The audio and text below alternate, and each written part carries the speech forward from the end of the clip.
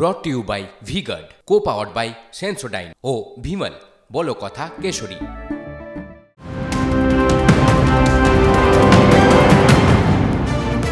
আর এবার যে খবরের দিকে নজর রাখবো, বিহারের গ্যাংস্টার সুবোধ সিং, তাকে রাজ্যে আনলো সিআইডি। বাংলায় একাধিক অপরাধের ঘটনায় জড়িত সুবোধ সিং। কয়লা মাফিয়া রাজুঝা খুন, সেখানেও নাম জড়িয়েছিল সুবোধ সিং এর। অজয় মন্ডল সহ একাধিক ব্যবসায়ীকে খুনের হুমকি দেন সুবোধ সিং। পাটনার বেউর জেল থেকে অপারেশন চালাতো এই সুবোধ।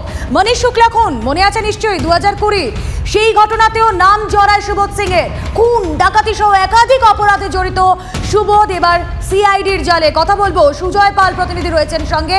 সুজয়, এই সুবোধকে বাগে আনা, তাকে কবজা করতে পারা, যেন একটা ইম্পসিবল ব্যাপার হয়ে দাঁড়িয়েছিল, রাজ্যে এনেছে সিআইডি। এরপর একেবারে দেখো, এটা রাজ্য সিআইডির পক্ষে একটা বড়সড় সাফল্য। তার কারণ এই সুবোধ কিন্তু সেই সুবোধ নয়। তার কারণ এই সুবোধের বিরুদ্ধে একাধিক তোলাবাজি, একাধিক হুমকি দেওয়া, এমনকি খুনের মামলা, তার পাশাপাশি সম্প্রতি যে একাধিক জায়গায় ডাকাতির অভিযোগ উঠছে, সেই জায়গাতেও সুবোধের গ্যাংয়ের নাম জড়িয়েছে। দীর্ঘদিন ধরে রাজ্য পুলিশ চাইছে সুবোধকে নিজেদের হেফাজতে নিতে, কিন্তু অবশেষে তারা এবার সফল হলো বিহারের এই কুখ্যাত গ্যাংস্টার সুবোধকে নিজেদের হেফাজতে পেতে। তাকে ইতিমধ্যেই রাজ্যে নিয়ে আসা হচ্ছে ট্রানজিট রিমান্ডে, অর্থাৎ বিহার থেকে বিহারের আদালত তাকে ট্রানজিট রিমান্ডে নির্দেশ দিয়েছে।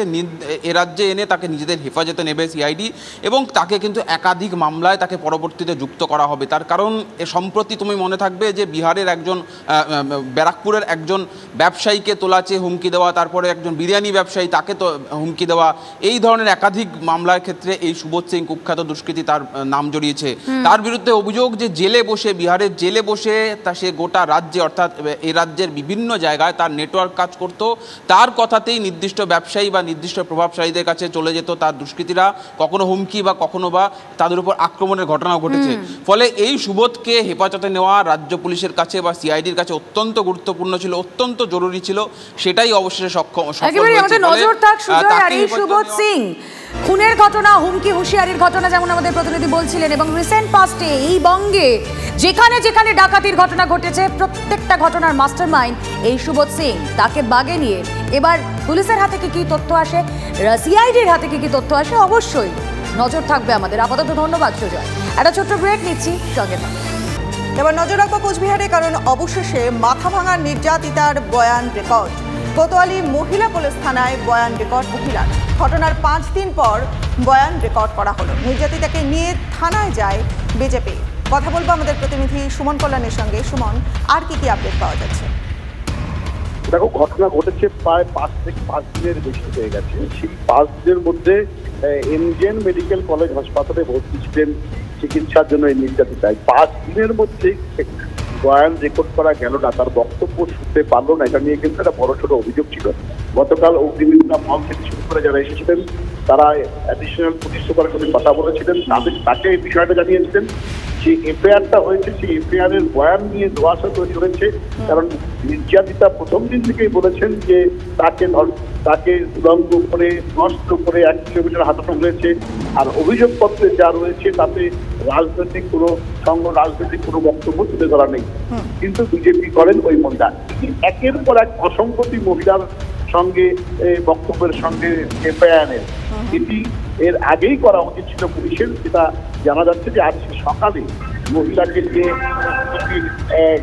কর্মকর্তারা মহিলা থানায় যান, কোতোয়ালি মহিলা থানায়, সেখানে বয়ান রেকর্ড করা হয়। কিন্তু সরকার এই যে 5টা দিন কেটে গেল, কেন এই বয়ান রেকর্ড করলো না, কেন তার বক্তব্য বহন করলো না, এইরকম একটা ঘটনা নিয়ে, এটা নিয়ে কিন্তু রীতিমতো প্রশ্ন উঠেছে সব মহলেই। একদমই সুমন কল্যাণ, নজর থাকবে আমাদের। আপাতত ধন্যবাদ তোমায়। আর এই কোচবিহারের মাথাভাঙায় বিজেপির মহিলা কর্মীকে বিবস্ত্র করে যে মারধরের ঘটনা, সেই ঘটনায় পুলিশের ভূমিকা নিয়ে কিন্তু প্রশ্ন উঠতে শুরু করেছে।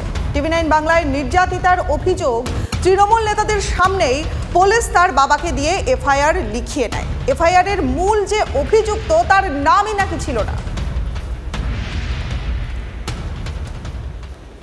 প্রথমে একটা মহিলা যে আগ পাশে আগাইতে গেলে আমার বল যে উড়ে গেছে, যে কেন আগান, কয় না বিজেপি করে আজ দেখাবো। তখন চুলির মুঠে ধরার মাত্র আরেকটা মহিলা বেলাস ছিঁড়ি দেল, তারপর কাপড় খুলে নিয়ে নদীর পাল্টাল, সায়াটা আসলো ওটাও ছিঁড়ি দেল।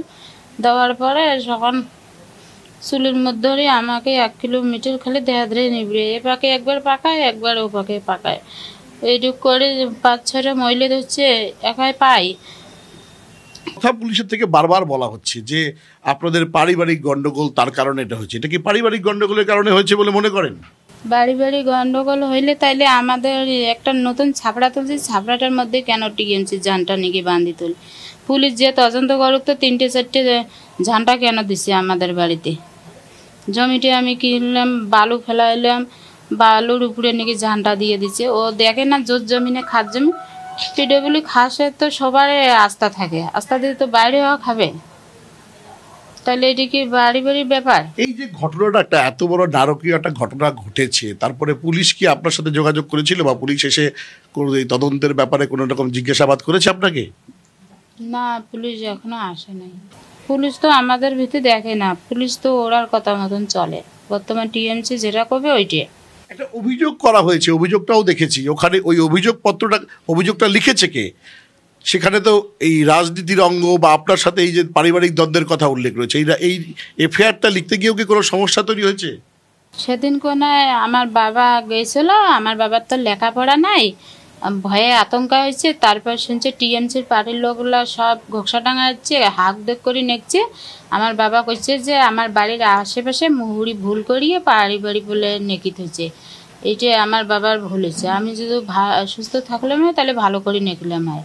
যে মেন আসামি, সে মেন আসামির নাম দেয়নি, ও রাত্রিবেলায় তুলছে, সকালবেলায় ছাড়ি দিচ্ছে, দিয়ে আমার বনজামাইটে কোনো দোষী নেই, তাকে আঁকেছে জেলে। Brought to you by V Guard, co powered by Sensodyne ও ভিমল, বলো কথা কেশরী।